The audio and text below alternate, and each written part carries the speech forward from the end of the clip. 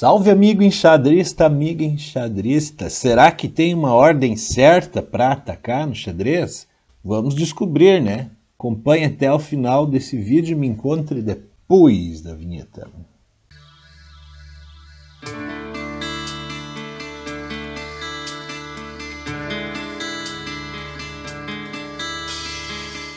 Certo? Vou pegar uma partida aqui que eu joguei e trazer para vocês algumas considerações, tá? Uma defesa Philidor, no qual se trabalhou com o bispo dessa maneira. Jogar a dama aqui depois não é necessariamente a maneira mais tradicional, nem a mais adequada, né? Mas aqui nesse contexto permitiu, né, concluir o roque e esse objetivo, né, de segurança para o rei na abertura antes que o oponente, né? Aí ele seguiu se desenvolvendo e eu já estava aqui pronto para atacar esse peão. E aí você repare o seguinte, você olhando para esse cenário aqui,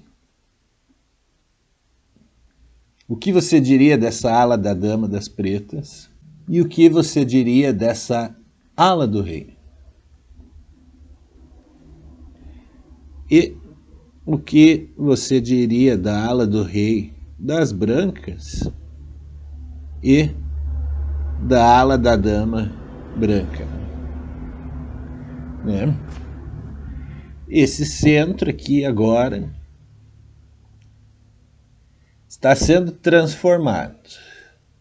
E aqui a gente pode começar a abstrair um pouco mais a respeito desse tema que quero trazer para você hoje aqui. Caso não existisse esse bispo, nós teríamos duas peças brancas, né, colocando a ação sobre esse peão ali, né? O cavalo que estava ali do lado foi ameaçado.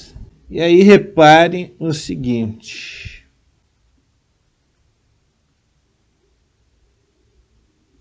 né?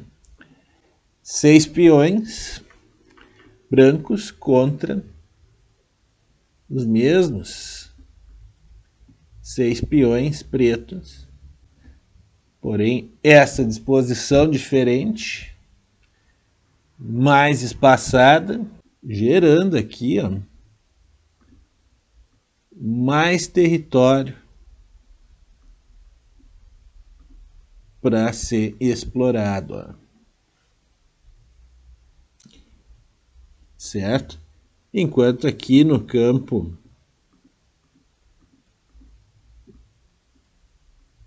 das brancas, essa é a disposição, certo? As trocas estão acontecendo, mas reparem o seguinte, ó. As pretas têm 4 peças na posição inicial, enquanto as brancas têm 2. E aqui nós, com isso, estamos vendo um fator determinante do xadrez, que é o desenvolvimento, né? Tão determinante quanto a territorialidade, quanto o tempo, certo? E aqui a gente vai observando ao longo dos movimentos da partida que reagrupar-se, como foi o caso dessa última passagem, ó, veio aqui uma ameaça, já se colocou a torre aqui, né? Se não existisse esse cavalo, ó, tem um ataque de raio-x aqui, né? Então, foi usado a necessidade de recuo que existiu ali para fazer um reagrupamento de peças. Muitas vezes a gente se atrapalha para atacar porque a gente só quer empilhar peças, né, rumo a atacar algum ponto, e o adversário não deixa, não dá tempo, né?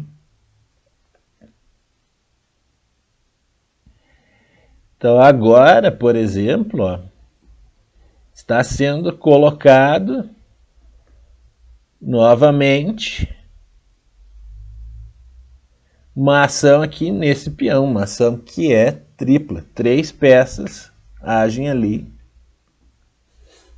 umas diretamente, outras indiretamente, e quando sai esse bispo aqui, as brancas ganhariam esse peão, né?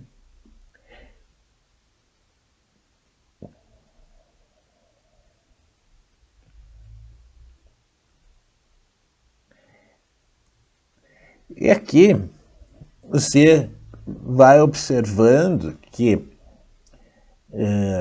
no caso das pretas, não que estejam jogando certo ou errado, mas talvez nós vamos concordar que são ações menos efetivas que elas estão fazendo e que supostamente não estão seguindo nenhum plano, né?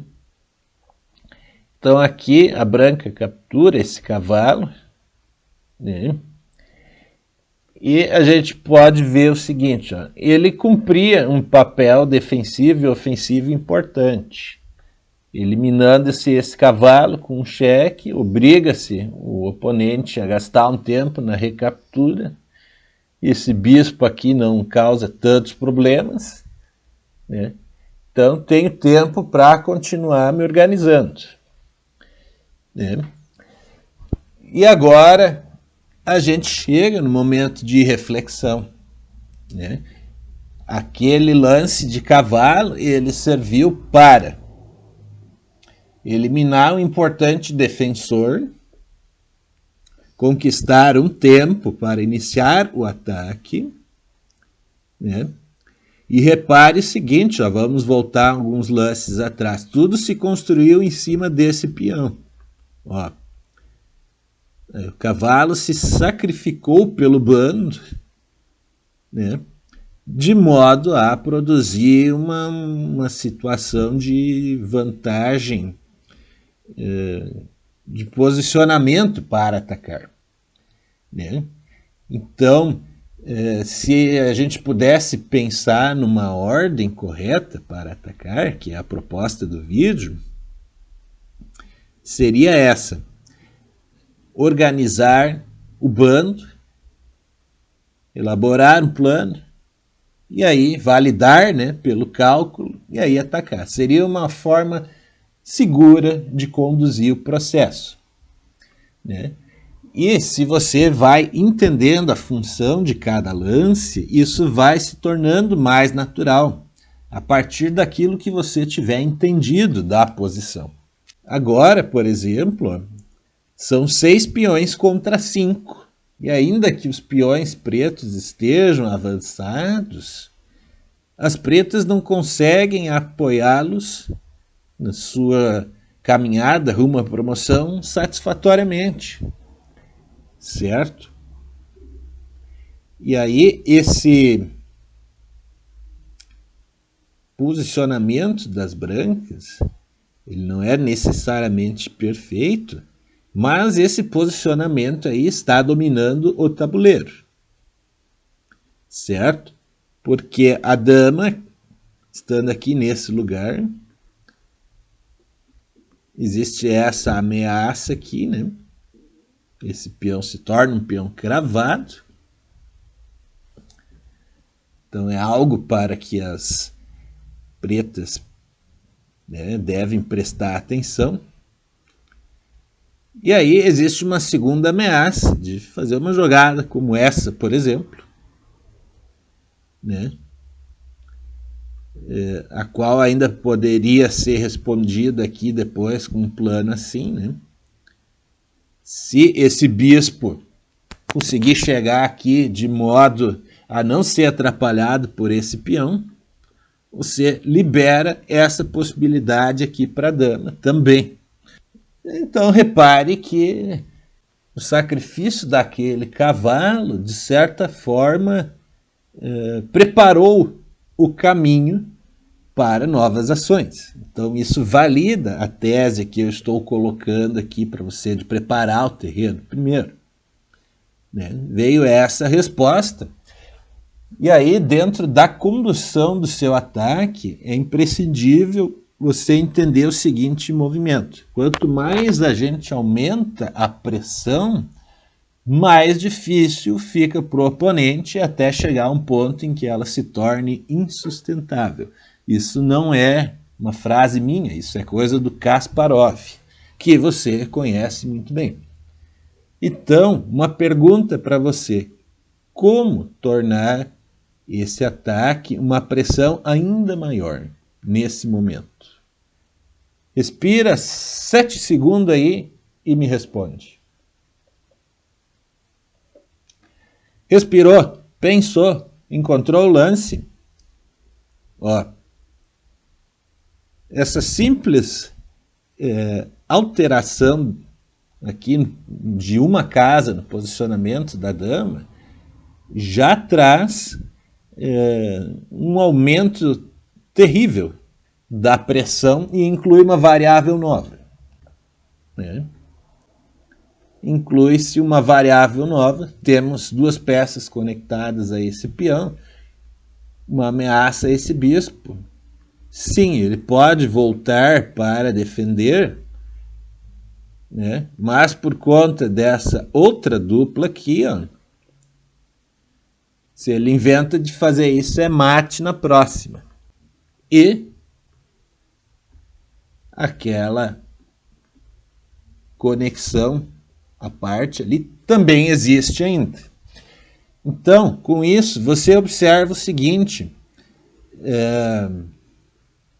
aumentando a pressão, vai ficando cada vez mais difícil para o oponente se livrar dela.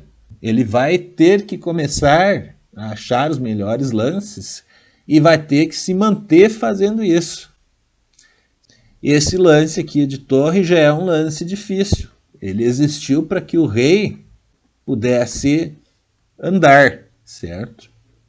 Aí olha só aquela conexão de antes. Então é uma forma de conduzir os ataques, uma forma segura, pensando na ordem das coisas, seria o seguinte: se você treina tática todo dia, o seu pensamento vai ficar tático. Você vai querer dar cheques, você vai querer ganho material imediato, porque você vê nos diagramas de tática esse tipo de coisa o tempo todo. E eu diria para você, humildemente, que isso é um crime que você está cometendo com a sua percepção, o qual pode te afastar de melhores resultados no jogo. Certo? E eu assumo o risco de estar dizendo uma coisa assim tão perigosa, né? Como essa. Certo?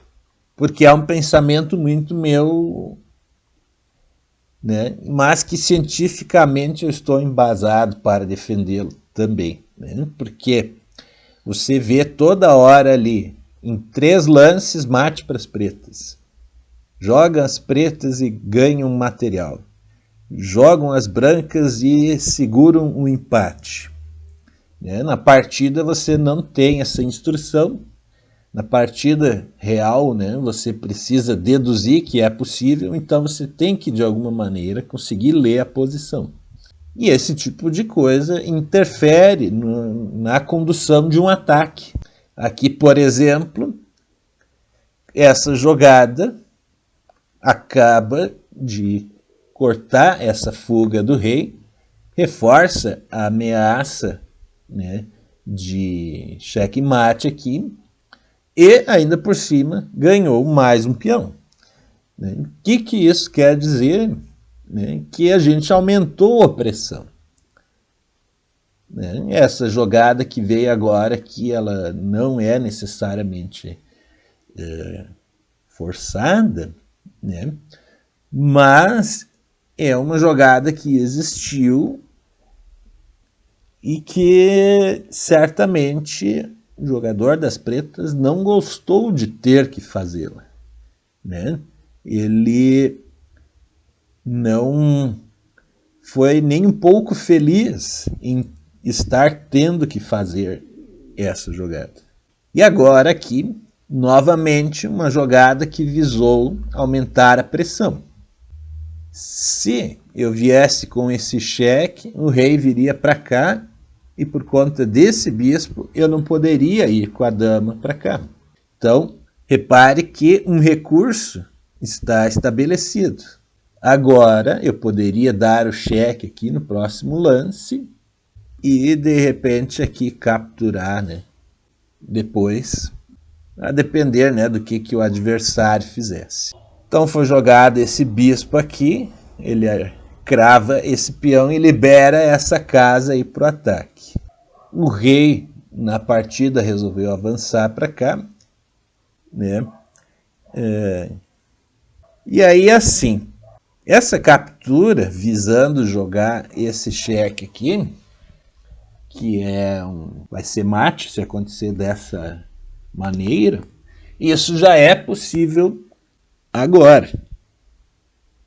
Aí a dama não poderia capturar esse bispo, né? A gente estaria capturando o bispo do oponente para sacrificar o nosso.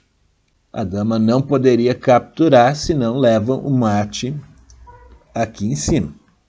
Jogando o bispo aqui, como eu joguei, o que vai acontecer? Você reforça, né, o problema mais um pouco, né? Você coloca mais força, né? Aperta mais um pouquinho o oponente e força ele a perder mais um tempo, né? Porque tem duas peças ameaçadas por esse bispo aqui, né? Mais essa outra aqui. Ele se defendeu dessa maneira e aí capturei dessa maneira. Aí agora qual a diferença? Aqui, se eu conseguir dar um mate, né, um cheque na próxima rodada, aqui no próximo lance, vai ser cheque-mate. Mas supondo que o rei seja jogado aqui, e eu voltando esse bispo, o caminho dele vai estar trancado, essa torre vai continuar cravada. Aí, supondo que ela saísse, eu ainda conseguiria usar dama e torre aqui em algum momento, né? Bastando eu eliminar essa torre aqui, por exemplo, eu poderia até dar um mate aqui de torre. Então veja bem, né? Diante dessa situação, né, o oponente foi sendo colocado para trás, né? Ele resolve ameaçar esse meu bispo aqui. E aí você consegue deduzir, né, no que ele se apoiou, né, para estabelecer essa jogada, né, na ideia da interferência e do alinhamento, de, apoiado pela dama, me dar uma pressão. Porém, levou o mate aqui no fundo. Disso, meu amigo, minha amiga enxadrista, guarde o seguinte: existem as combinações, né, que são táticas e servem para materializar instantaneamente algum objetivo o qual você já tenha trabalhado anteriormente, certo? Lembra do ordenamento enxadrístico que eu te falei em outro vídeo aqui do canal? Até vou deixar o card aqui em cima para que você possa relembrar. Lá eu disse para você que a estratégia, né, ela determina o resto no xadrez, certo? Mesmo então para lances táticos, eles surgem, né, após algum objetivo estratégico ter sido alcançado, e os próprios temas táticos eles surgem de situações estratégicas, que são o posicionamento das peças e as funções que elas estão cumprindo num determinado momento. Veja bem, esse cenário foi armado aqui para nós, né?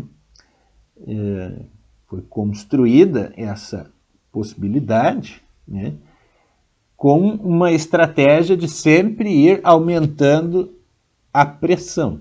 E aí os movimentos que existiram nessa partida, eles existiram para aumentar a carga de problemas sobre o adversário. E não era carga de problemas sendo aumentada de modo a resolver as coisas instantaneamente, como seria uma captura, por exemplo. Se você tem uma peça pendurada e eu capturar ela, a situação já se resolveu. Como diria Ninzovich, a ameaça é mais forte que a execução. Certo? E o jogo dos grandes jogadores, GMs principalmente, se baseia muito nessas questões do porvir. Né? O que é o porvir? Ele pode vir a me capturar determinada peça, ele está ameaçando determinada peça, ele está controlando determinadas situações, determinadas casas, determinadas rotas de fuga, determinadas linhas de movimentação, certo? Por isso o jogo dos GMs também é repleto de cálculos, né? Porque algumas coisas têm que ser decididas pensando o universo da partida para daqui 20 lances, 10 lances, ainda que não se baseie em cálculos tão profundos. Se baseia muitas vezes em como a partida vai ficar, em quais rotas vão existir. Então espero ter ajudado você a perceber, por meio desse exemplo e das minhas reflexões, o que influencia uma jornada de ataque no xadrez. Você vai perceber comigo que a relação entre as peças pode ser mais importante do que as capturas em si, né? Ninzovich falava da ameaça. A ameaça é um exemplo de uma relação, né? Aqui a gente teve outras coisas presentes além das ameaças, né? Domínios territoriais, cravadas, por exemplo, como você vê agora aí do bispo em relação ao rei preto, né? Interferências como da torre preta até a casa de F6, né, onde estava a dama antes de ir para o mate, né, a qual é mediada justamente pelo bispo. Então, veja bem que uma peça, estando num determinado lugar, ela pode ter conexão com vários temas. Por isso, às vezes, o xadrez é tão complexo. E a questão toda é justamente essa. Guarde daqui o seguinte: é sempre mais seguro e mais prático, principalmente se você tiver tempo, né, ir agregando força à pressão que você colocou no seu adversário quando você conseguir colocar alguma pressão nele.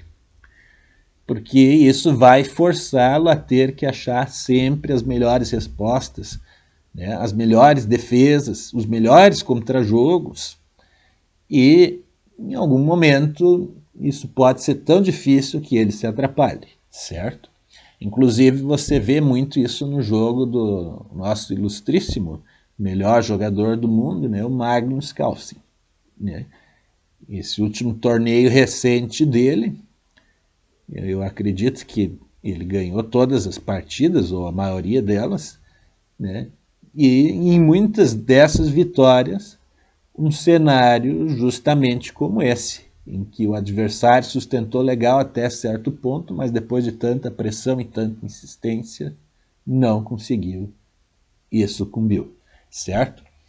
Então, eu agradeço por você seguir me acompanhando aqui, é sempre um momento bacana que a gente passa junto, falando de xadrez, né? Agradeço por você existir e por me assistir. Mova seus peões e me encontre no próximo vídeo.